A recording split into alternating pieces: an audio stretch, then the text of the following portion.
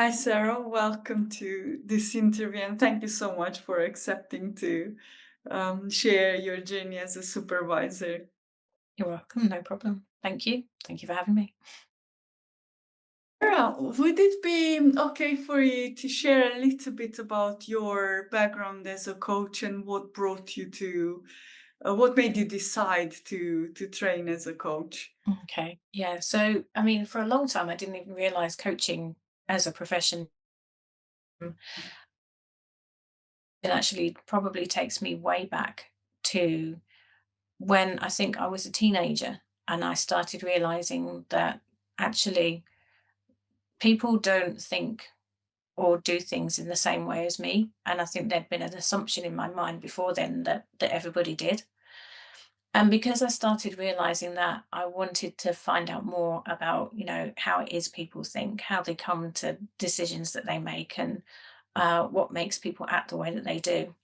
So I guess initially it was just about, right, okay, I'm just going to observe and I'm just going to listen. And I guess that's where didn't start training, if you like, but I started, doing that and having that practice of being more of a listener than a talker.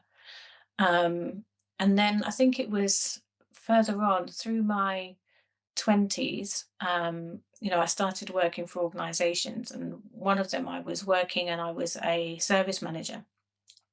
And that involved being able to understand what was going on with these big corporate clients and the issues that they might have had with the service that we were providing, understand the company that I was working for and what facilities and needs they had in order to be able to provide services to the customers, and being able to be that conduit in the middle that, particularly when there were problems, as there inevitably are, I was able to say, right, okay, well, this is what the organization has been able to do to support you, but I can hear the issues that you're having and I can understand them and I can take those away. And so I would have to work with these two different parties. Um, then I got really poorly at the end of my 20s. And then when I kind of recovered from that and kind of came back to the idea of, right, okay, what is it I want to do in work wise, I had a real good rethink of everything.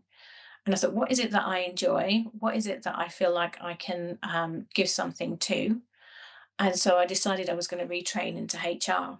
And then through doing that and working in various roles within HR within my 30s, that's when I heard about this idea of coaching. Oh, well, why don't you be a coach with all of these things that you're doing and the way that you can listen and the way that you can, bring people together and help relationships to actually work. So yeah, that was then when I decided, right, okay, well, this coaching thing seems very interesting. I'd done a counselling course, wasn't overly interested in that, but the idea of coaching and the perspective of, well, you can help somebody to understand where they are now and help them to release what they need in their thinking to be able to move forward without having to go too far in the past and just stay and deal with that. So that idea of it, enabling this unlocking of any blockages that they may have really, really appealed to me. So then that's when I started doing my coach training. I did a course that was about a year long initially, and that was accredited by the Association for Coaching. Absolutely fascinating because you kind of spent 50% of your time learning how to coach and 50% of your time being coached, which at the time was great for me because I was starting to realize that I might be autistic. And so I actually explored a lot of that in the sessions that I had where I was being coached. And it was my way kind of, processing and dealing with that realization and then eventually getting a diagnosis. And then after that, I think it was a year later, I then did another coaching course, which was the time to think coaching. So yeah, the facilitation course, the coaching course, the teaching course, and kind of did all of those in the space of a year, which was brilliant, exhausting, but just, so enlightening. And it's kind of, I think, having those two elements together, so the AC accredited one and the time to think one, really deepened my knowledge, awareness, and ability to kind of, bring different things into my practice, which was great. And then I set up my business in 2018, and I've been coaching like through my business ever since. I now sort of focus mostly on supporting and coaching people that are neurodiverse, in a similar way to me, who are either looking to get employment or are employed and just need that extra little bit of support around the environment that they're employed within and the societal issues that sometimes come with, having a mind that thinks differently and things like that. So yeah, that's pretty much in quite a big nutshell the journey of coaching for me. Yeah, it is in a nutshell, but it's very obvious that you've been quite on a journey of discovery Yeah. and yes, it's quite a journey to get to where you are today. And how did supervision come into play in your journey? hmm So, what I found I was doing was starting to bring more associate coaches into, the kind of coaching that I was doing, because I didn't have the time to fulfill all of the contracts that were starting to come through, and this was a few years ago. So many of them hadn't really supported particularly neurodiverse people in the past. So I found that what was happening was the experiences that I had had in coaching, I was able to have conversations with them where they could say, right, okay, I've not experienced this particular element of coaching before. I'm not quite sure how to deal with it. I'm not quite sure, what I should do. I'm really concerned about safety, etc., etc. So I was sort of starting to have supervision conversations with these coach associates quite a lot of the time. It was also happening because I started being a trustee on a board for a charity that supports people that are neurodivergent and neurodivergent learners doing supported internships, which was an absolutely fantastic opportunity. But also, it was an opportunity to be able to help other people within the organization to understand a little bit more, and to help, I suppose, in a way, be a little bit of a mentor figure for the young people, because then I could be like, right, okay, well, this was where I was, and now this has been my journey, and this is where I am now. Um, so I kind of did some what would have been informal levels of supervision with the teams over there as well, to be able to support them with what they were doing. And I kind of thought, I quite enjoy having this step to back approach that is, right, okay, I'm not necessarily dealing with the end client directly, but I'm dealing with people that are working with the end client. What's that about? How does that look? Is there something that is more formal around this that should be done? How can I deepen my learning in order to be able to be more effective in sessions with them? Because I was just thinking, not necessarily that I was imposter. I didn't have what I considered to be imposter syndrome, but I did feel as though, well, I'm not sure where I'm benchmarking. I'm not sure what the actual expectations should be. And I know that, there's competencies, etc., within coaching. I'm just wondering whether there's the same sort of thing within the idea of supporting in a supervisory way.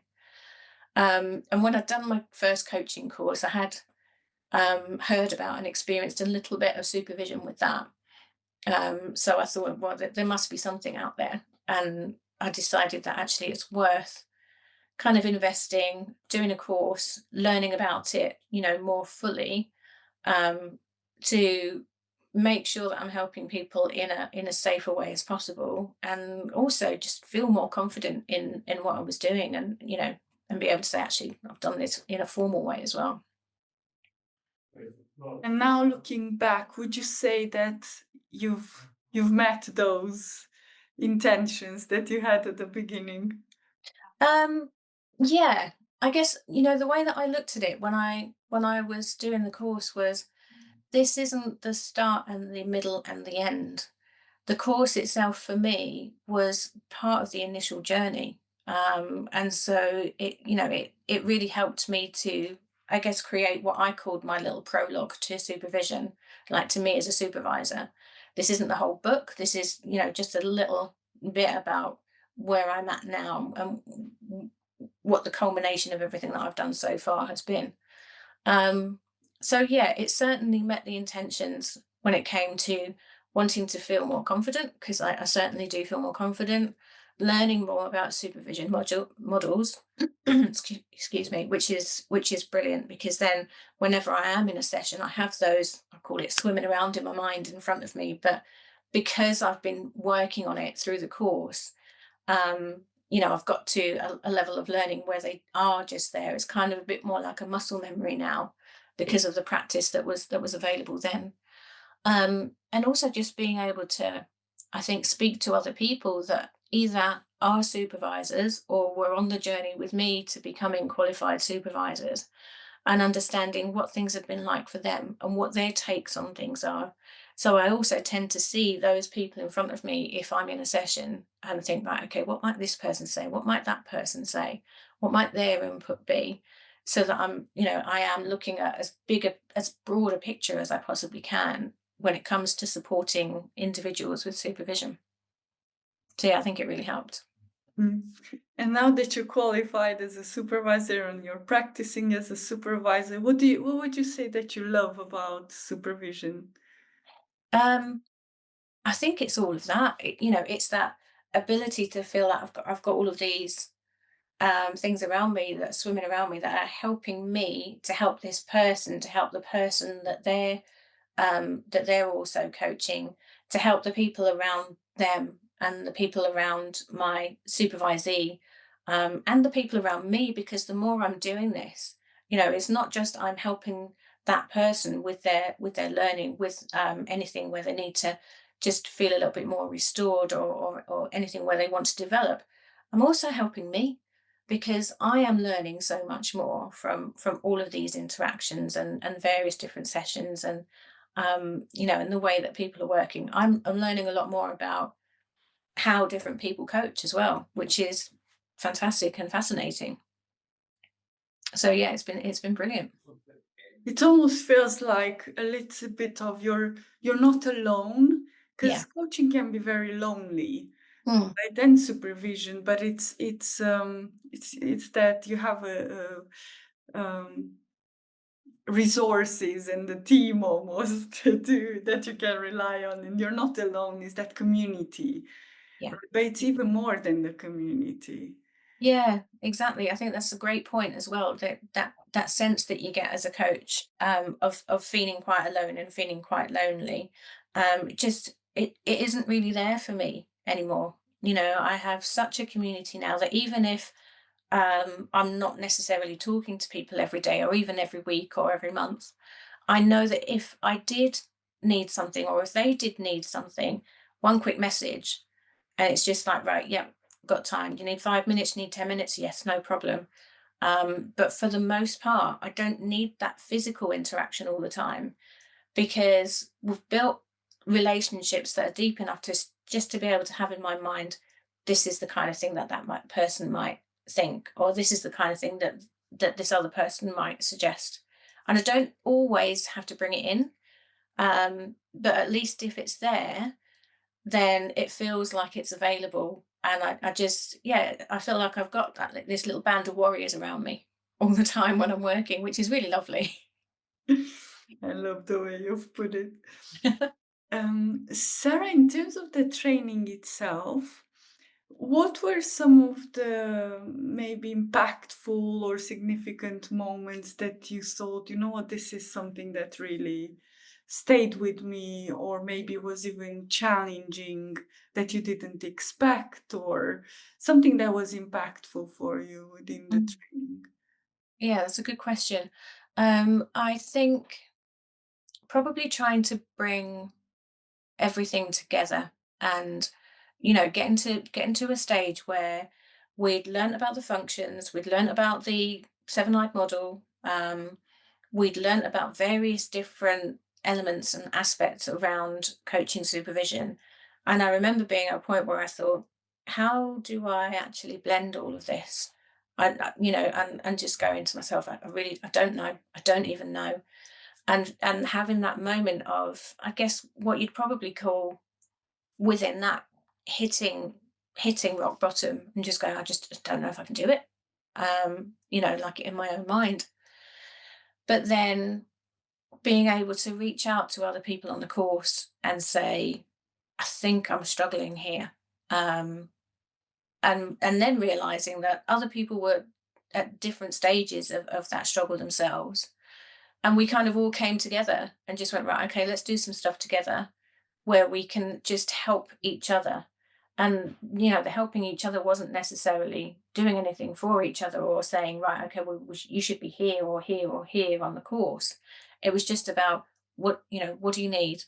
And most of the time it was that you just needed to be heard. You needed to be able to express that level of vulnerability of, I don't know if I can do it.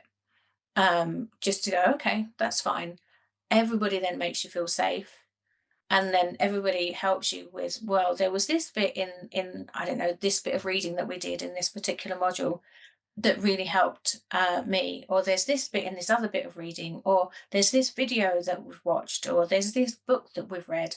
And it might be somebody from the course that mentioned it. It might be somebody from like one of the tutors that would mention a book, or or a piece of reading, or an experience that had happened. um, and it just, that then made me feel like, okay, well, I'm not alone in feeling like I'm hitting a bit of a brick wall here. And so it's okay, just knowing that it's okay made a big difference. I think also we had a session where one of the tutors actually talked about um, situations, or some situations that they had had in sessions which had made them feel quite vulnerable. And I think when you have a tutor that will go to the level of expressing those difficulties, I think it makes such a difference in helping the people that are learning feel a little bit safer. Because normally, I don't know about you, but for me, if I've got a tutor, it's like having a teacher before. They're up there on a pedestal. They do no wrong. They make no mistakes. Um, and nothing goes wrong for them. Whereas the reality of life is very different. And when people are ready and willing to kind of open up about those things, I think it makes like a big difference. And I think within the learning itself, probably the idea of using your sense of self within supervision was probably the biggest thing that opened up for me, because it's something that I felt like I had quite often done when I was supervising people before, but I didn't know whether it was right or wrong to do. But then, through the teaching on the course, you kind of learn that actually, why wouldn't it be right if it's done in the right way for the right reasons? Why wouldn't it be right to bring what's going on within you, or bring something about an experience that you have had, that doesn't say this is what you should do, but does highlight to a person, actually, have you considered, in order for them to then develop their thinking some more around how they're working with clients as well. So yeah, that was really good. I think you're highlighting something that was I definitely experienced on the course as well. This, which I haven't experienced in any other course before, not at this level of how much of myself I could bring and discover who's Andrea as a supervisor, who's Andrea as a coach. How do I, there is no right or wrong. There's how do you want to do things within the boundaries of supervision, of course. Yeah. But it's this freedom of bringing yourself, discover you as a supervisor. It was done at a level that I've never experienced it before, and it seems like you've experienced some of this Yeah. yourself. Yeah, definitely. I think it was great because the tutors on the course, we had a few different ones across the modules, which was another thing that I really valued, actually, having those different inputs. But the tutors would bring themselves. And when you see it, when you experience it being modeled, and then you can go, actually, yeah, I'm comfortable to model this myself now. I'm not as concerned as I was before.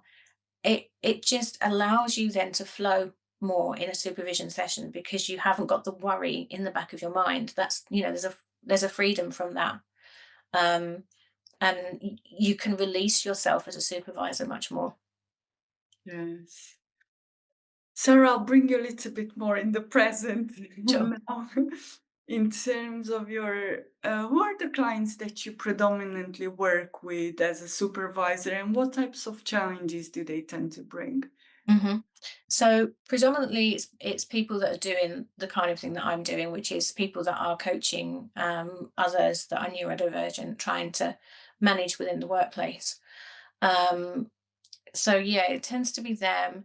I've worked I've worked with them individually and doing group sessions as well, which has been really fascinating actually. There's I think a joy that I've found between the difference in how those two settings work, um, and the fact that you're experiencing one thing one day doing some work individually with somebody, and then you're experiencing something completely different when you're working with people within a group too. And that's been really interesting. I think some of the challenges that they have brought have been, I think, sometimes difficulties with knowing whether they know enough. Because when you look at neurodivergence itself, it's really quite a new field, if you like, when it comes to the study around it. I know there's been some things going on probably for the last 10 years deep down, but it takes a long time for those things and the studies and the research to surface. So I think a number of the clients have been saying, well, I don't know whether I know enough about neurodivergence. And so some of the work that I've done with them, particularly if they're neurodivergent coaches themselves, is to tap into their own experiences and help them to draw that out in order to go, right, okay, what are the things that helped you? Therefore, what are the questions that could help your client? So I think that, again, it's that sense of self, isn't it? So bringing myself in helps to draw themselves out, which then helps them to support their clients some more. Yeah. So that those kind of things really. This is so beautiful how you model, right? You help others and then you model it yourself. What is the future holding for you? Where do you see yourself as a supervisor or the work you do? Yeah, great question. And it's actually one that I have been thinking about quite a lot over the last few weeks.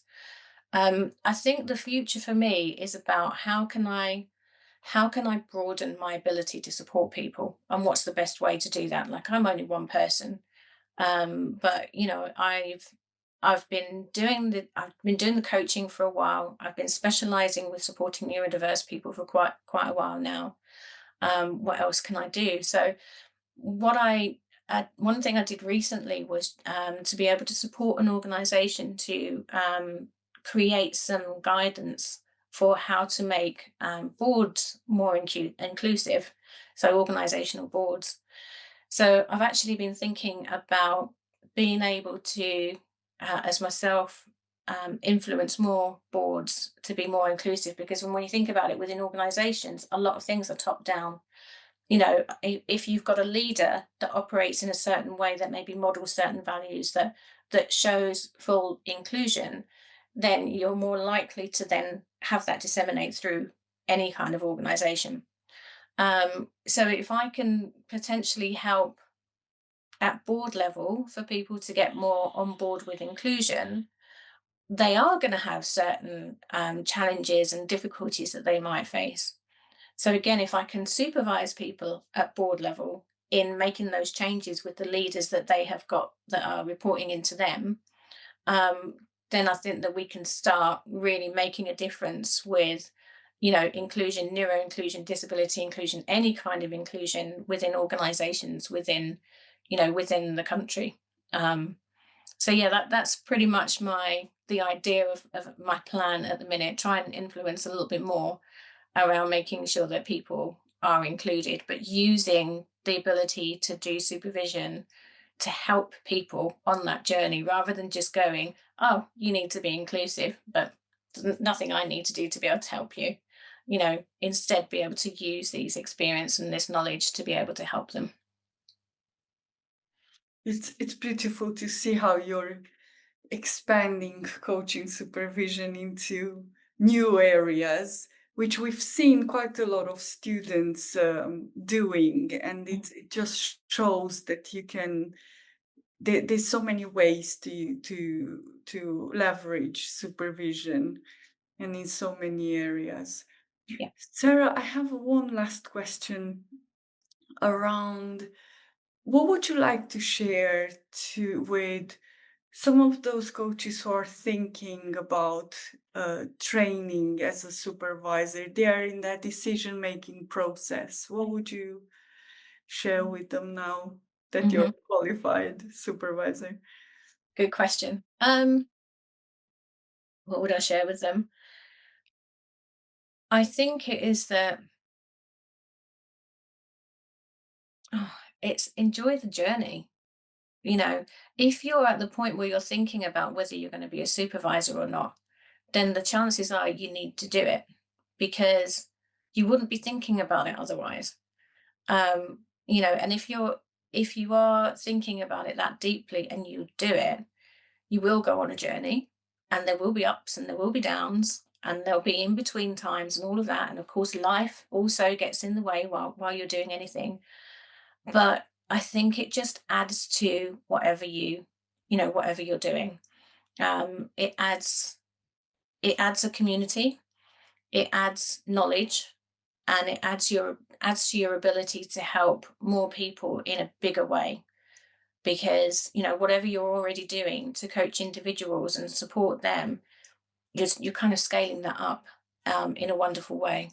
I think also if you're the kind of person that really enjoys being in the space of the big picture, supervision is definitely right for you because that's where you operate. You operate at a much bigger picture level, and looking at the seven-eyed model will make you see that in a different way, and I think it'd be fascinating. So yeah, I'd say go for it and enjoy the journey. Thank you, Sarah. It was such a real pleasure to have you here, and thank you for sharing so openly your journey. No, you're welcome. Thank you so much for having me on and inviting me to do this. It's been a pleasure. Thank you.